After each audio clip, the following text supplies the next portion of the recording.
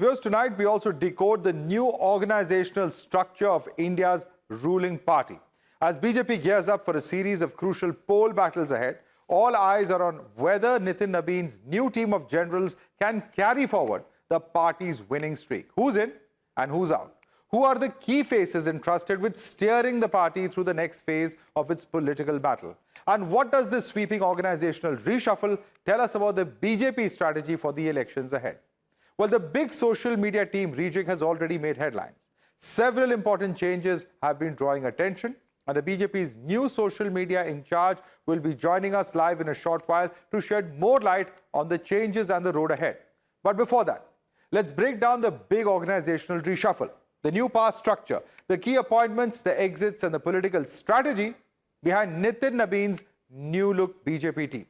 Let's take you through the key takeaways of this big organizational rejig. The first, it's a blend of experience and fresh energy. Second, strong marginalized community representation that has been seen.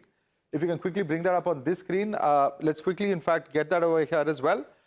In fact, there are former chief ministers who have now been inducted into the team. And in fact, let me quickly bring it up on this screen as well. There are key roles for Northeast assigned regional leaders as well. If you can quickly bring that in as well. Key roles for these Northeast regional leaders. There's a balance of organization that has been given as well as professional talent. There's also strategic inclusion of academic and medical experts. Geographic diversity across multiple Indian states.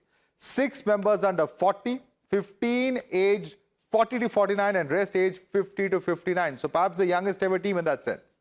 Also, structured focus on the 2029 Lok Sabha elections. Let's now also take you through the big faces amongst the new inductees. Some of the big faces include Piyush Goyal, who is the Union Commerce Minister as well. He's the National Treasurer of the BJP. There's also Smriti Irani, ex-Amethi MP, who's the National General Secretary in charge of Uttar Pradesh, perhaps. Vasundhara Raje Scindia will be the ex-Rajasthan Chief Minister, who's now coming in as a National Vice President. Ram Madhav, ex-General Secretary, is now the National Vice President. Also, Sandeep Pathak, who's the ex-AAP Member of Parliament, is now the National Secretary of the party. 6 of the 13 Vice Presidents are women. A clear indication of the party's focus on women leadership. And as I've said earlier, Smriti Irani back in the team, this time as National General Secretary with, of course, the mandate of Uttar Pradesh, a key political assignment ahead of the upcoming electoral battles. Amongst the new faces, who's probably making the biggest headlines is BJP's new social media chief, Deepak Maski. Maski replaces the 11-year long stint serving IT cell chief Amit Malviya. Let's take you through his profile as well. He's, of course, the new social media in charge. He's a former chemistry professor. He's, of course, party-focused and data-oriented is what we know. He's the ex-Chhattisgarh IT cell chief, has served as Chhattisgarh BJP spokesperson in the past as well. Listen into this conversation with Deepak Maski. Joining us now is a very special guest. With us is Mr. Deepak Maski, who's a new BJP social media convener. बहुत-बहुत धन्यवाद दीपक मास्की जी हमारे साथ बात करने के लिए यहाँ times now पर, और मुबारकबाद इस नई जिम्मेदारी पर। सबसे पहला सवाल आपसे यह है कि आप बीजेपी के नए सोशल मीडिया कन्वीनर बनने वाले हैं और बन गए हैं, इसके बारे में और इस जिम्मेदारी के बारे में आप क्या सोचते हैं? देखिए, संगठन ने बड़ा विश्वास व्यक्त किया है मुझ पर। जैसे छोटे कार्यकर्ता को बड़ा दायित्व दिया गया है और एक बड़ी रणनीति के तहत पूरी कार्य योजना बनेगी और उसके अंतर्गत पूरे राज्यों का अलग अलग राज्यों की अलग अलग शासन होती है और सोशल मीडिया में किस तरह काम करना है उसकी पूरी योजना बनाकर हम लोग आगे बढ़ेंगे। जी, जो बीजेपी के राष्ट्रीय अध्यक्ष है नितिन नबीन जी के साथ आपने पूर्व में काम किया है छत्तीसगढ़ में जब वो थे, उनके कार्यशैली पे और यही जो आज की डेट में हम बदलाव एक तरह से देख रहे हैं, बहुत ज्यादा युवा नेताओं को, युवतियों को पार्टी में लिया गया है लीडरशिप पोजीशंस पे, इसके बारे में और नितिन नबीन जी के कार्यशैली के बारे में आप क्या बताना चाहेंगे हमें?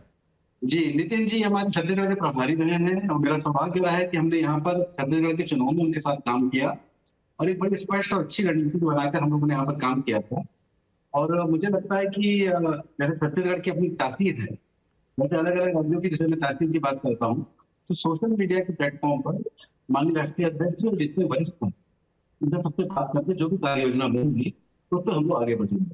जी, मास्की जी, पार्टी में कई लोगों को सीनियर लेवल पे रिटेन किया गया है, कई लोगों को जोड़ा गया है और कुछ लोगों को हटाया भी गया है इस पूरे रीऑर्गेनाइजेशन में। लेकिन एक जो अपॉइंटमेंट है जिसके बारे में बहुत चर्चा चल रही है, आपने भी सोशल मीडिया में देखा होगा, वो है कि आप जिस तरह अमित मालवीय जी को आईटी सेल के अध्यक्ष के रूप में रिप्लेस कर रहे हैं। अब अमित मालवीय की अगर हम बात करें, 11 साल उन्होंने यहाँ कार्यालय में काम किया, जो सेंट्रल लीडरशिप है उनके साथ प्रधानमंत्री मोदी के कार्यकाल के दौरान बहुत इंपॉर्टेंट रोल निभाई है उन्होंने सेंटर में।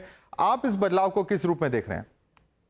देखिए, अमित मालवीय जी मेरे भी सीनियर रहे हैं। मैंने उनके नीचे काफी साल काम किया है, उनका मार्गदर्शन मिला है, उनके पॉलिसी मैटर्स के साथ हम लोगों ने काम किया है। अलग अलग राज्यों में उन्होंने मुझे भेजा है, मैंने काफी कुछ सीखा भी है उनसे। और मैंने अभी नियुक्ति के बाद उनसे फोन पर बात भी की थी कि आगे भी उनका मार्गदर्शन मुझ पर बना रहे, और जो हमने उनके साथ सीखा है उसको लेकर आगे भी जब मार्गदर्शन की आवश्यकता होगी, मैं उनसे हमसे बात करते हैं। जी, पर आप मानते हैं कि you big shoes to fill, और क्या आप बता सकते हैं आपकी किस बात पे चर्चा हुई उनके साथ? बहुत अच्छी चर्चा हुई, उनका मार्गदर्शन हमेशा मिलता रहा है। आज उन्होंने मुझे फिर कॉन्ग्रेचुलेट किया और भविष्य में भी हमेशा सहयोग और मार्गदर्शन देने की बात उन्होंने कही है। मैं जल्दी आऊंगी, उससे मिलूंगी।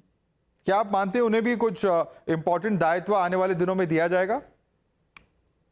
वैसे संगठन का विषय तो मेरा फिर बोलना उचित नहीं होगा, और निश्चित वो हमारे वरिष्ठ हैं, संगठन के बारे में कहीं ना कहीं विचार जरूर करना होगा, क्योंकि जी मेरा विषय नहीं है। जी, मास्की जी, आपसे मैं जानना चाहूंगा, क्योंकि आप सोशल मीडिया से ऑलरेडी जुड़े हुए हैं, आपकी क्या अंडरस्टैंडिंग है सोशल मीडिया स्पेस को लेकर? क्योंकि एक तरफ हम देखते हैं बीजेपी है, कांग्रेस है, सबके सोशल मीडिया सेल्स हैं, दूसरी ओर हम देखते हैं प्रधानमंत्री जो है इस बार पिछले कुछ हफ्तों से जेन जी के साथ एंगेज करने की प्रयास में लगे हुए हैं।